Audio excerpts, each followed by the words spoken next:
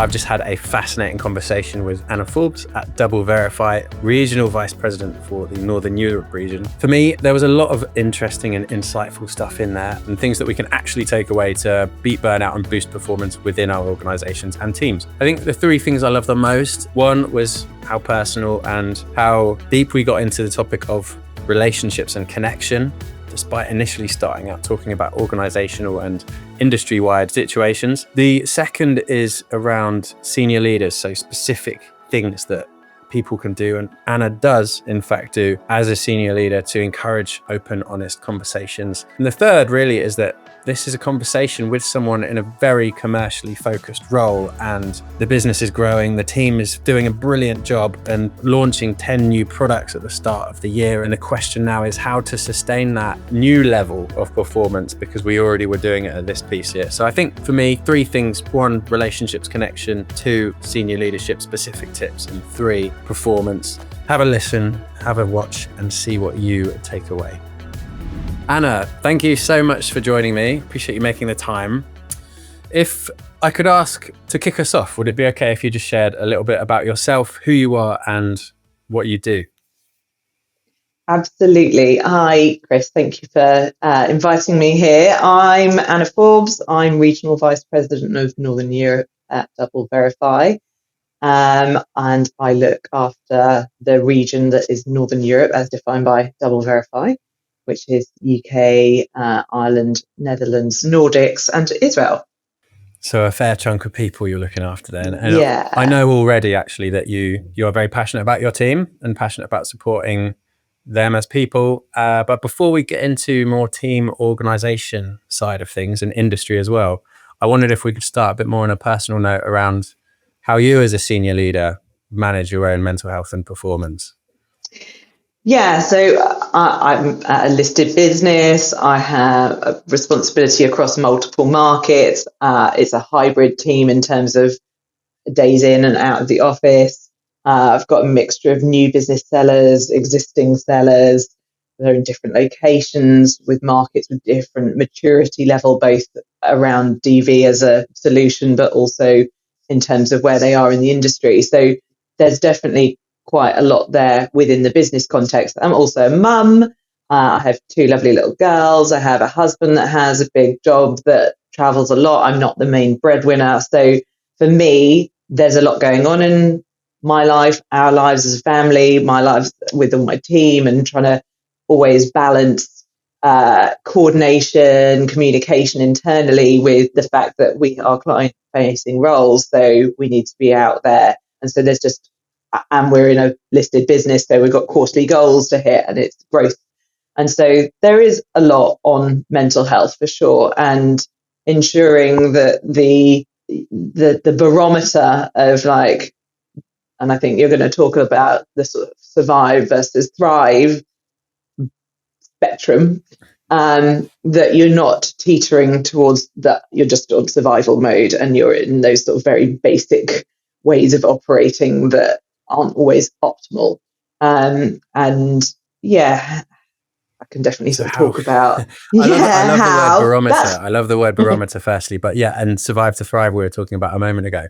And that's Ineth's barometer, I guess, if we use that language. So if you've ever found yourself at that more survive end or on the barometer, perhaps closer to that burnout end on a personal level, and I think given what you've shared about how full on it can be, kind of makes sense that it's easy to get into that kind of space. Have there ever been any moments in your career where you flirted with that survive end of the continuum? Yeah, definitely.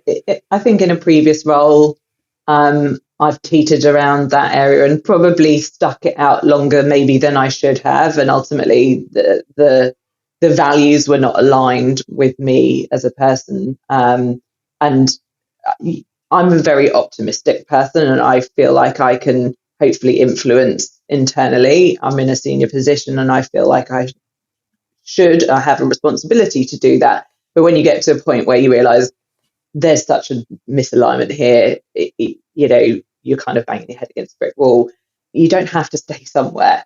And I think it's really important to recognize that if there is that massive misalignment, don't keep expecting a different outcome. It's the definition of madness, isn't it? Doing the same thing and expecting something different to happen. So that is like the extreme version of what to do if you're there and you have been there for a long time and you've tried different strategies. The ideal scenario is that you have developed and you are therefore able to lean on your network of people, whether that's sounding boards, whether it's friends outside of the industry, friends within the industry, friends in the company, and allies that you have created and nurtured, that it's very normal to want to vent. And especially when you're a leader, it can be quite isolated because you don't always have someone to offload to. Your husband or wife or partner or dog or child doesn't want to hear it all the time and doesn't have the context. So it's useful to have that sort of that allyship. And I think it's great if you can find that within the business. But again, as a leader, you don't always have that luxury. So where else can you find that? And, and hopefully people are in a similar position or in there's a lot of understanding, and you don't have to explain the context of the situation, and you can just say, how would you approach this situation? Or I'm really frustrated by this. Have you ever come across it? That is really, really helpful, and that certainly is a good thing. But there are other things in terms of how I've right now, it's quite stressful for me. I have with all of that going on, I'd say I have a fairly finely tuned balance of making it all work. And my husband's unfortunately been a bit poorly over the last 7 months. And so our sort of balance, our equilibrium has been a bit shaky, shall we say.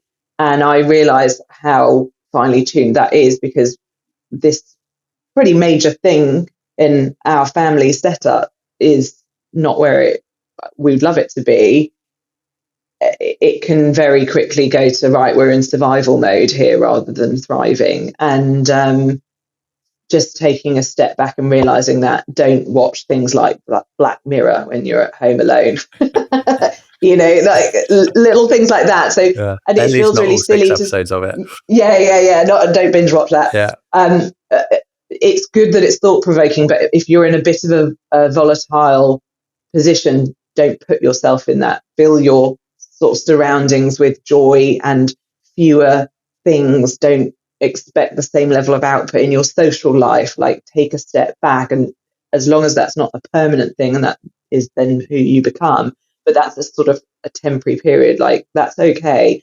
And again, keeping your friends in the loop on that so that they can support you through that. I've always tried, wherever possible, to keep the weekends quite precious and sacred to sort of non-work, and being quite reasonably hard line with that one. I also then, as a result, am quite efficient. Like, I will work on my commute because I'm in work mode there.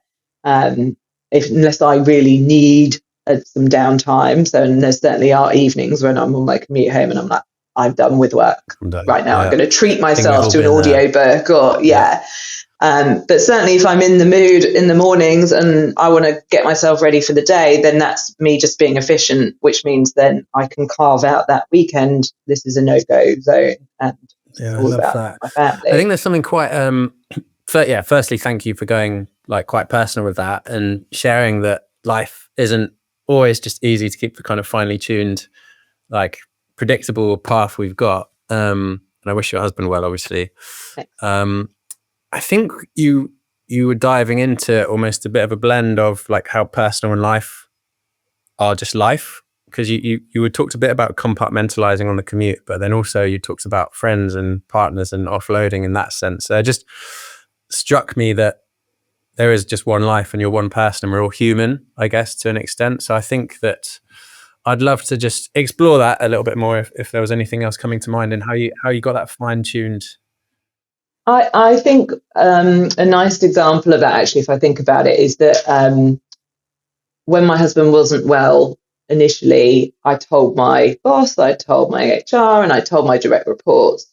But as sort of time has gone by and it's sort of impacted at different times, I shared that in a team meeting more recently because for a number of reasons, I want people to sort of see me as a real person that also has problems and that I'm opening up, and I want them to feel like it's a safe space for them to do the same. But also, sometimes if I don't respond immediately, it's not because I'm ignoring them or I'm just really busy with work. I'm actually trying to, look after my family as well. And so to give me a bit of space as well, which again has been really helpful on occasion, that people are mindful of that. And it's about, if I'm asking for that, I'm also putting it out there that I would do the same for them in the same circumstances. So it's about sort of leading by example on what you want the culture to be like. And just, if you have to open up a little bit with that, and it's uncomfortable and it's scary, and you're sort of opening up to people that I think on the whole, most people are like, okay, wow, thank you. What was the response? Well, a lot of questions actually on that, if we dive into them now. One is around the response that actually received. And then the second was, how, as a senior leader, did you get yourself to a place where you felt comfortable and ready to share at work, which is obviously something a lot of people might not feel comfortable doing? Yeah, so my direct reports were already new, and they were, thank you for sort of giving me permission to talk more broadly about your situation. But for people that maybe didn't know, they're like, oh my God, I'm so sorry, I didn't know. And, would come up to me afterwards. It was obviously a sort of nice feeling in the moment when I was telling a large group. But afterwards, there were a number of individuals that would come up to me and, just, I didn't know. And thank you for sharing. And yeah, it's just nice to sort of, connect on a personal level with people and just being a bit open, and people get it. Did you get into a place where you felt comfortable doing that because you've built the relationships? Is it because that's yeah? So this is something that I've been here just over a year now, and I hope that I still have the bandwidth to continue to do this. Obviously, it becomes harder as the team grows, but I'm quite keen on sort of skip level meetings. I had one not so long ago with someone that I hadn't had one before, and they sat in the meeting and they went, we were chatting for about 5 minutes, and then they went, what is a skip level meeting? Well, to be honest, yeah. Could you elaborate a little bit, Anna? A skip level meeting is where you skip a level in management, right? So, and you have a one-to-one. And it feels quite sort of like straightforward and something that everyone should be doing, but it just, unless you put it in the diary, it doesn't happen, or it only happens when there's an escalation or there's a problem, that needs fixing. And I would say rather have that connection with everybody. And, it's between a month, 2 months, 3 months that I would connect with people. But again, over time, it allows you to have that sort of connection and that one-to-one, that people can come and talk to you, and that you're not just the scary boss person. That you're another human being that you can have a conversation with. We joke, and nothing's off limits. Like I've covered so many topics in those types of meetings, and often come away with so much information myself. And we have a best practice sharing thing within the team, and so often those ideas have come from those skip level meetings. Super interesting. How do you make it stick then? Because obviously it's one thing to have the meeting diarized, and in the diary is a nice idea, and maybe people that catch up on this will have a go at actually doing that, but actually getting it to stick, and in a way which people feel safe, like they can open up and share, and they want to attend that meeting rather than feeling scared of attending that meeting, which I think could be a realistic scenario for a lot of people. Like, how do you do that? Yeah, so when I joined, I was very deliberate about sending out a little bit about me, like a blurb and a questionnaire with some, where do you want to be in your career, but also some fun and sort of light-hearted questions like what's your nicknames, and where do you live, and just stuff to create some kind of rapport with people, so that then when I started those skip level meetings, I didn't have to do all the sort of the basics. We could kind of springboard straight into a bit more of a deeper, meaningful conversation. And maybe this is a bit of, again, self-reflection, the fact that you asked that, like, how do you structure it and how do you set the scene? And I haven't typically had to do that. And I think that probably comes from, hopefully, the way that my style and the way that I operate, that I'm quite personable and I will go and speak to anyone and I expect the same back. I'm not a scary boss person, that I am just someone that you can go and talk to. And so I haven't had to explicitly call out what these meetings are for.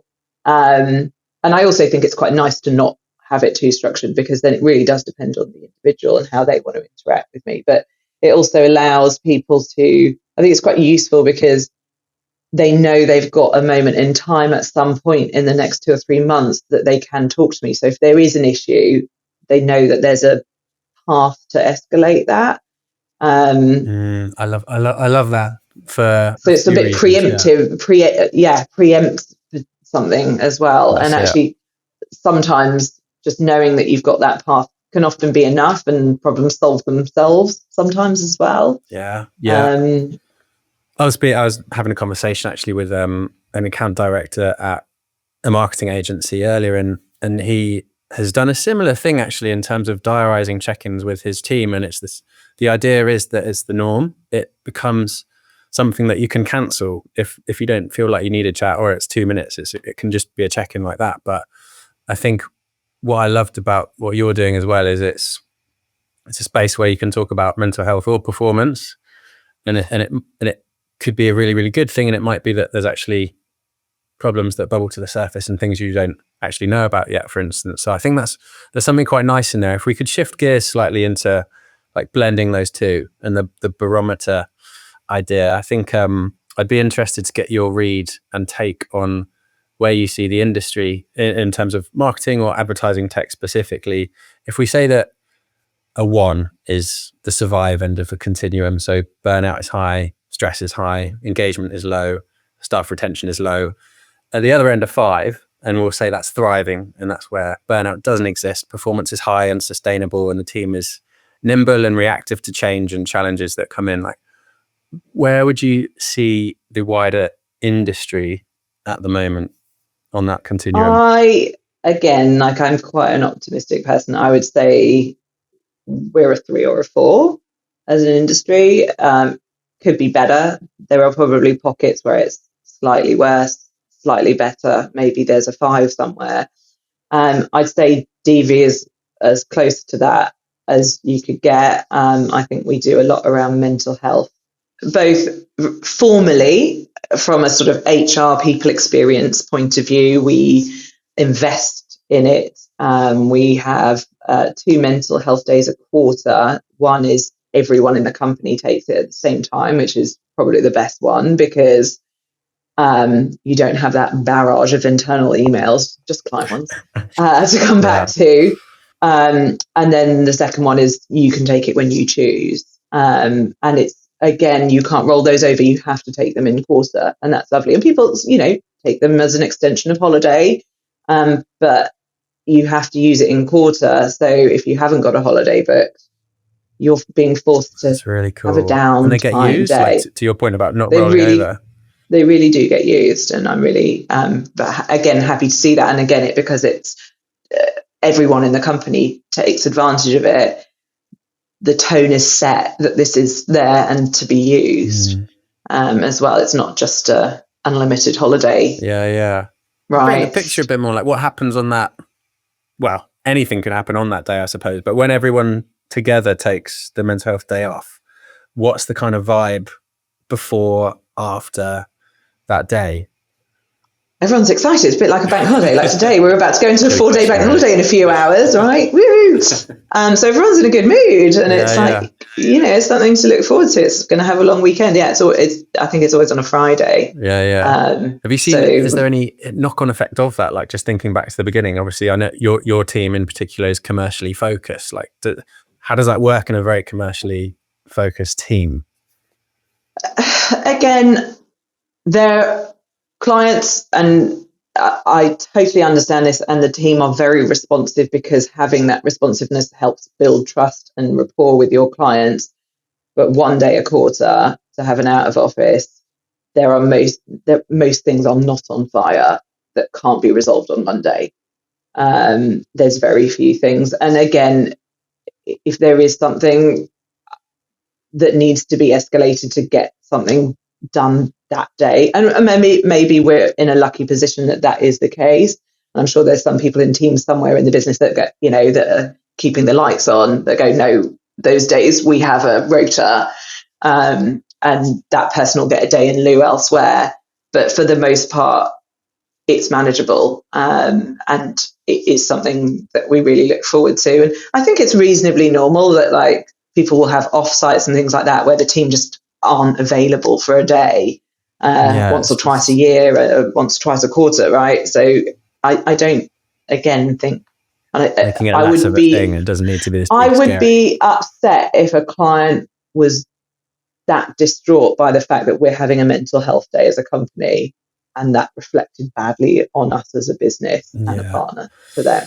It is interesting though, because I've definitely spoken to some people where they probably think their client would think it's not outrageous, but they'd want their work done first before people were taking a day off like that. So and again, I think it's important that we do get the work done in preparation, and that is just about managing your workload. And if you know that a client, there's a deliverable by the end of week, that you get it done on the Thursday. Yeah. Most things have a lead time of more than 24 hours on the 99% of the things that we do. Yeah. So if it bouncing off of that thought, then I think that the idea of boundaries and workload comes up quite often, and perhaps over resourcing is well, not probably, under resourcing projects is a real challenge, and campaigns, for instance. And you talked a bit about quarterly crunch points, or quarterly programming and results that you've got to deliver. Do you do anything in particular around that when we think about the quarterly phases that your team are going through? Are there points where there's a bit more of a squeeze and you have to keep a particular eye on things? Yes and no. If you only rely on optimal output during a small percentage of the quarter, then you're probably not getting the best out of everyone and the team anyway. And this is where mental health is quite important. If you can have people operating at their highest level that is sustainable, then that, in my definition, is running the best business, the most productive business that you can, rather than having crazy peaks and troughs where that's where anxiety can build up, in those peaks of just too much all at once, and that creates all that cortisol and all those horrible feelings, not just a bit of healthy adrenaline. It goes beyond that. But again, so much of what we do, we're not fully in control of, right? We have to be responsive to our clients. We have to be responsive to what's going on in the market, to the products that we're rolling out when they're ready. And again, I feel like it's my job, again, as a leader, to try and balance that out as much as possible. Like, I think DV is in a really strong position right now. We looked at data a long time ago and could see trends around shift, obviously, for eyeballs from the open web into social platforms, into walled gardens. And our traditional sweet spot, where our tools are strongest and have been strongest, are in the open web. So if we didn't recognize that and do something about it, which we thankfully have, and we've done it really, really well, we've now got so much product that's being shifted this quarter alone, or Q1, I should say. We've had to create like a one-pager of summary of all the things that we've rolled out for our clients. And actually, we're making decisions to try and even that out a bit more, so that it's not overwhelming for the team that you're having to take 10 things out all in the same couple of weeks, and be a bit more considered about how we're taking things to market. because we've got so much great stuff, which is Good lovely. problem to have, Champagne isn't it? problems. We've got too much good stuff to bring to our clients to add value. Yay! But I guess that's the thing, isn't it? You can have a business grow and build and bring out new products and developments which are built on where you were, and now you're just going to have to figure out better problems, almost like how do we sustain this level of performance, which I think is quite interesting. You mentioned also about your role as a senior leader, which we flirted with a bit of a discussion on at the start. I wondered if we could go back there, because I think senior leaders and people that I've spoken to, quite often the intention is there. Like if they knew what to do, they would be all for it.